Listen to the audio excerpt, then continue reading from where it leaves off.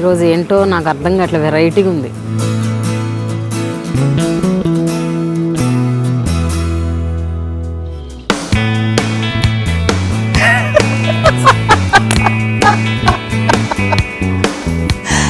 పాట పాడకుండా వదలను నేను, అస్సలు సమస్య లేదు.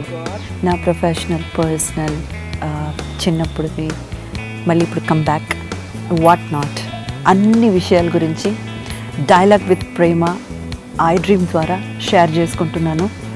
తప్పకుండా మిస్ కాకుండా ఈ ప్రోగ్రామ్